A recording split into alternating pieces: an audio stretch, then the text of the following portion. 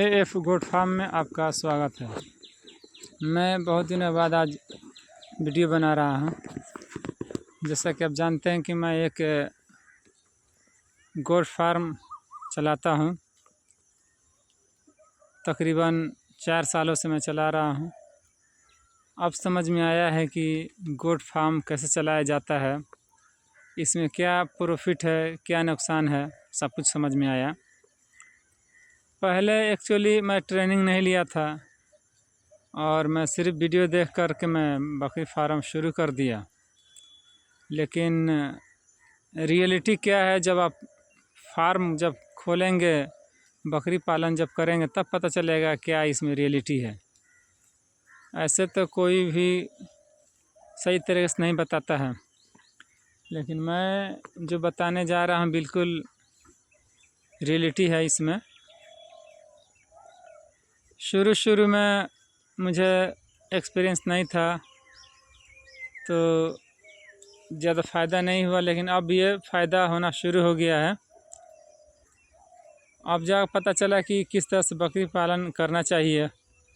देखिए, ये बकरियां शाम का टाइम है, बकरियां चर रही हैं, ये घास चर रही हैं और ग्रेजिंग बहुत ज़रूरी है बकरियों के लिए। अगर आप चराएंगे तो इसमें बीमारी कम होगी, अगर आप नहीं चराएंगे तो इसमें बीमारी ज़्यादा होगी। और इसमें क्रॉस ब्रीड पर काम करना ज़्यादा ज़रूरी है। मैं बिहार से बिलोंग करता हूं। अगर आप भी बिहार से बिलोंग करते हैं तो आपको ट्रेनिंग लेकर ही बकरी पालन करना पड़ेगा। और ख़ास करके जो लोग इस ग्राउंड से जुड़े हुए उनसे, ये नहीं कि बस सिर्फ जो ट्रेनिंग देता है ट्रेनर, उससे नहीं, जो रियल में जो फार्मर है उसके पास जा कर के आपको ट्रेनिंग लेना पड़ेगा। क्योंकि देखिए, मैं जो ये आपको दिखला रहा हूँ बकरियों को, ये मैं बिल्कुल प्रैक्टिकल करके दिखला रहा हूँ। इसमें है कि आपको डायरेक्ट सिखलाया जाएगा कि किस तरह से बकरी को ग्रेजिंग करना है, किस तरह से रख रखाव होना चाहिए, किस तरह शेड होना चाहिए, अगर कुछ बीमारी हो जाती है उसका क्या ट्रीटमेंट होना चाहिए। टोटल यानी A to Z आपको सब कुछ बताया जाएगा। और इसमें ये देखिए, मेरे पास ज़्यादा सफ़ेद बच्चे जो नज़र आ रहे हैं, ये क्रॉस ब्रीड का कमाल है। इसमें बहुत सारे ऐसे बच्चे हैं जो 2 महीना के हुए और उनका वेट लगभग 8 किलो 9 किलो हो गया है।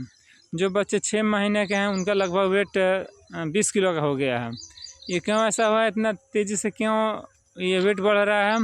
क्योंकि मेरे पास बोर नस्ल का एक ब्रीडर है, उस ब्रीडर की वजह से इन लोगों का वेट बहुत ज़्यादा गेन कर रहा है।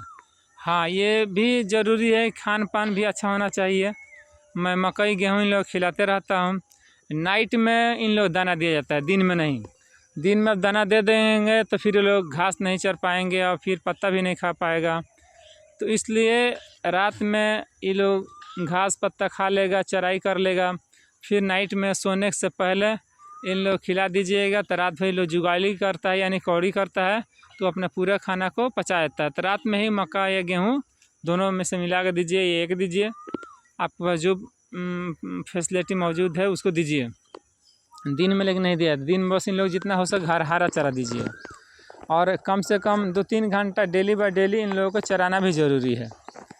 ये चरेंगे तो इन लोगों का हेल्थ अच्छा रहेगा।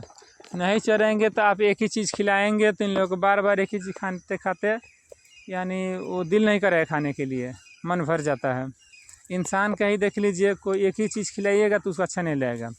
उसी तरह से है ये जानवरों का भी, बकरियों का भी, एक ही चीज़ अगर बार बार खिलाएंगे तो इनको अच्छा नहीं लगेगा। चराई के लिए निकालेंगे तो इसमें लगभग 50 तरह का घास मिलेगा, जो उनको दिल करेगा वो लोग खाएंगे। बारिश हुई है, बारिश के बाद ये चरने के लिए निकल गए हैं सारे ये जानवर, देखिए चर रहे हैं। देखिए, इसमें वाइट कलर के ज़्यादा, सब वाइट कलर, खास करके वही बोर नस्ल का। इसमें ये जो बच्चे हैं ये सब वही नज़र आ रहे हैं। देखिए, जो मेरे पास ब्रीडर है बोर नस्ल का, देखिए वो आ रहा है इधर। लगभग इसका वेट 70 किलो होता होगा। देखिए, ये है ओरिजिनल बोर। देखिए, इसी के सारे बच्चे हैं। देखिए, ये आकर के खा रहा है।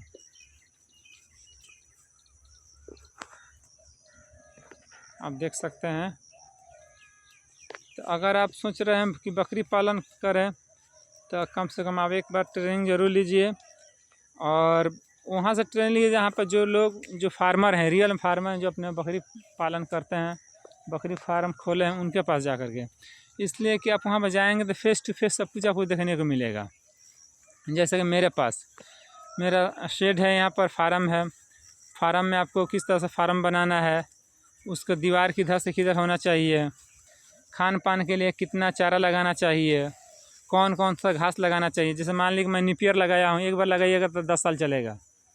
दिन भर उसमें से काट के खिलाते रहता हूँ। भूसा चोकर की ज़रूरत नहीं है। भूसा चोकर कब खिलाते, जब बारिश होने लगती है या ठंडी के टाइम रहता तब भूसा चोकर खिलाया जाता है। अगर मौसम अच्छा है तो निपियर डाल दीजिए, खाते रहेंगे, चाहे फिर चरा दीजिए दोनों टाइम, आपका कोई फीड कॉस्ट नहीं आएगा। तो अगर आप हमसे बकरी फार्म का ये ट्रेनिंग लेना चाहते हैं तो हमसे मिलिए, और मैं आपको बिल्कुल जो रियलिटी है, जो सच्चाई, वही मैं आपको बतलाऊँगा। इसमें झूठ बोलने वाली कोई बात नहीं होगी। और ये देखिए, ये सारे बकरियाँ चर रही हैं। देखिए ये 2 महीने के बच्चे लगभग 8 किलो 9 किलो का हो गया है सब। देखिए देख सकते हैं। इन लोगों का पंच करने का मेरे पास मशीन भी, वो भी मैं सिखलाऊँगा। किस तरह इंजेक्शन दिया है तो वो भी मैं सिखलाऊँगा आपको। और चलते चलते मैं इस शेर के साथ अपनी बातों ख़त्म करना चाहूँगा। दिन है तो रात भी होगी, छाइए घटा तो बरसात भी होगी, तुम मुझसे बिछड़ने का गम न करना, ज़िंदगी रही तो फिर मुलाकात भी होगी। चलिए लास्ट में मेरा मोबाइल नंबर है 7091420244। एक बार और सुन लीजिए, 7091420244। Thank you.